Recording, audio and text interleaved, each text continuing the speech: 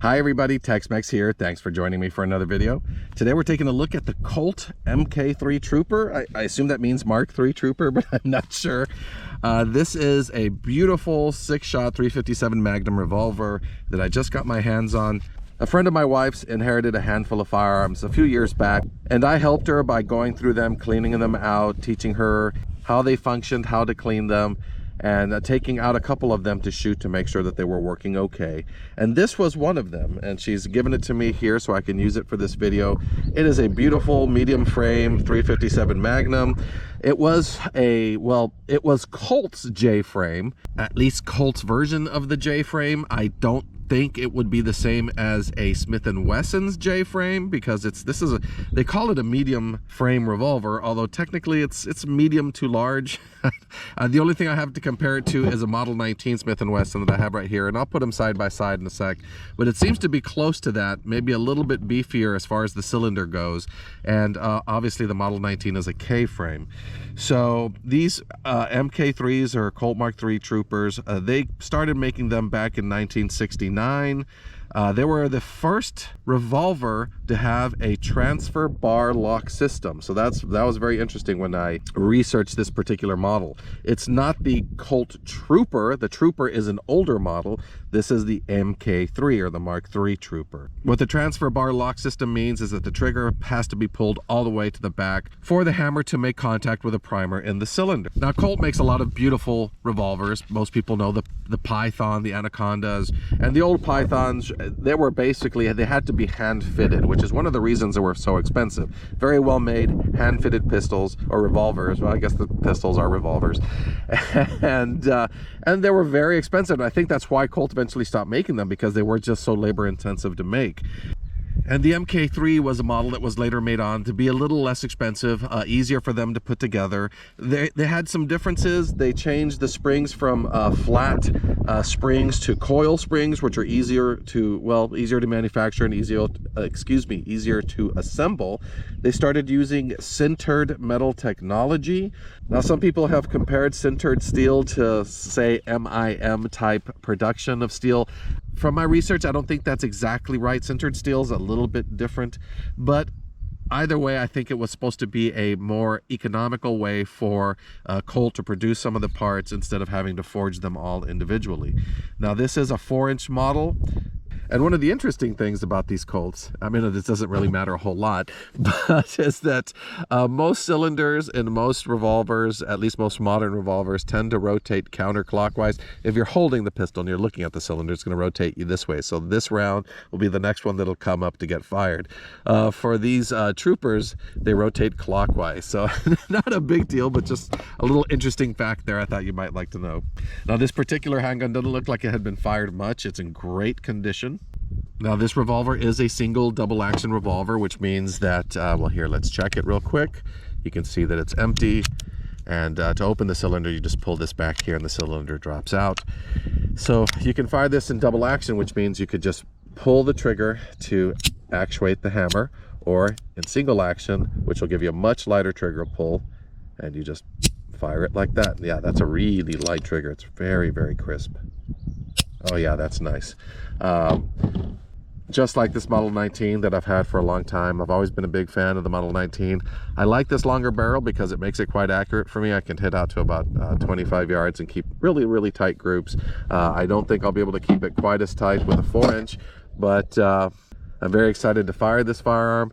I was going to shoot some 38 specials through it first, but I think we're going to skip that. What we're going to do here is we're going to fire some 125 grain and 158 grain 357 Magnum out of it. Those tend to be the more popular self-defense rounds, and probably what I would recommend somebody shoot out of a revolver like this.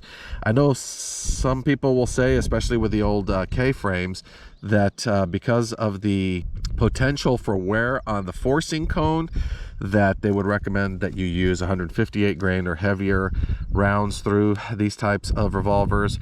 I know that's been an issue with some of the older K frames. I don't know if that's an issue with any of these Trooper MK3s, but either way, I'm going to try both of those ammunitions. I've got some targets set out down there. Let me move this out of the way, down to, let's see here, this is 25 yards measured on my laser rangefinder. And we're going to see how well it groups to that distance. And before I do that, let me put it down here next to the Model 19, just so you can see some of the size differences. So as you can see here, compared to a Model 19, they're very, very similar. They both have very similar grips. It's kind of the combat grips, they call them. God, I mean, not a much difference. I would still say that this cylinder, I don't have a measuring tape, is a little wider than this one. But other than that, the frames seem very, very, very similar. So even though this is considered a Colt J frame, I would compare it to basically the K frame if you were comparing it to a Smith & Wesson. So both beautiful revolvers. But today it's not about the Smith & Wesson. I'll take this one out shooting some other time. It's about the Colt. So let's go ahead and put this on paper and see how well it groups. Okay, we're going to start with Remington UMC 125 grain, jacketed soft point. I'm going to shoot at the target down there on the left. Once again, this is at 25 yards. I'm going to be firing these single action because I'm trying to get as much accuracy out of this as possible.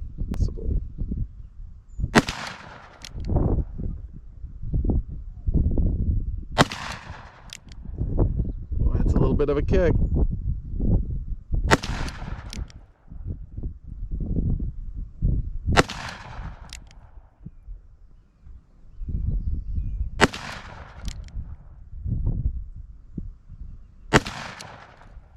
Woo, that's a lot of fun.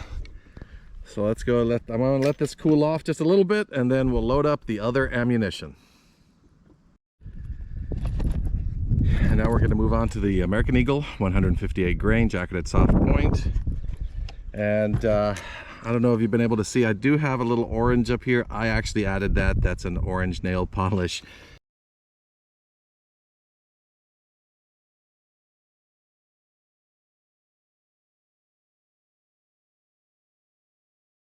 I do that to a lot of the black sights on firearms that I help people shoot, or that I work on for people to help them see the front sight.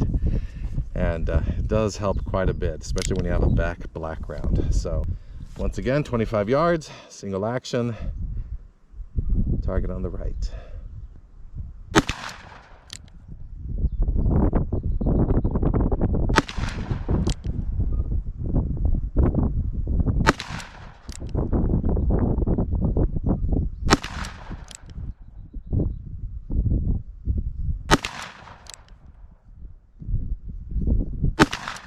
Oh, that's a lot of fun. Very smooth. That single action is super crisp on this pistol. So let's go take a look at our target, see how we did. And here we are at our targets. Okay, let's take a count here. I'll put my shadow on it. Might make it easier to see. Might be harder to see, but let's see here. 1, 2, 3, 4, 5. So we're missing one out of here. There's a couple of hits off paper. I don't think this is it, because that would have nudged the target here as well as that one. So I'm not sure. Maybe it's this one up here, or maybe I got 2 in one hole. I doubt it, but I guess I'll be putting that on the screen right now, because I will have gone back to take a look at the video to see where I hit. But it was, you know, it did fine with the 125 grain, but really looks like it preferred the 158 grain. Look at this, 1, 2, 3, 4, 5, 6. Much tighter group, kept them all in the 9 ring at 25 yards. And I don't have any experience shooting this pistol, so it's a good revolver. Very nice, crisp, single action. And if I were gonna use it, I think I'd be sticking with 158 grain, and I might tweak the sight just a little bit to make sure it's hitting right on target. Although it looks like it's pretty close there, at least at 25 yards. So before I conclude this video, I've got my steel here. I sprayed it recently. I fired a couple of rounds at it when I was warming up the pistol, trying to see where that 125 grain was hitting. And I'm going to load it up with 6 rounds, shoot it double action, see how well I can keep them on target. So let me get it loaded up. Well, here we are. I got it loaded up again. Although since I'm going to do double action shooting, I decided to load it up with some 38 special. So it's these lead round nose 158 grain Federal 38 special. I don't have a ton of experience shooting this revolver, and since I'm going to be doing quick double action shooting, I figured, well, let's try with the 38 special first. So I'm going to walk a little closer. I'm going to get closer to about, you know, maybe 15 yards and shoot at the metal target. Okay, and here we are. So let's see how well this trigger works in double action. This is a pretty thick grip, so let's see how well I can do.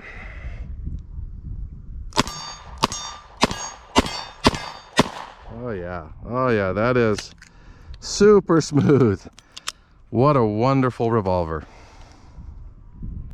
Well, ladies and gentlemen, in conclusion, what a wonderful revolver. Super crisp single action, very smooth double action. You know, I've probably fired, what, less than 40 rounds through it today, and already I'm getting it pretty well on target. This is the type of pistol that if you had it and you really practiced with it, you could do some very accurate shooting with it in both single and double action, even with just the 4-inch barrel. I can see why they were so popular. And these wood grips, very, very pretty. They are very thick. These combat grips typically are, but once you get a good grip on it, it stays in your hand even with that 357 when you're trying to shoot it quickly.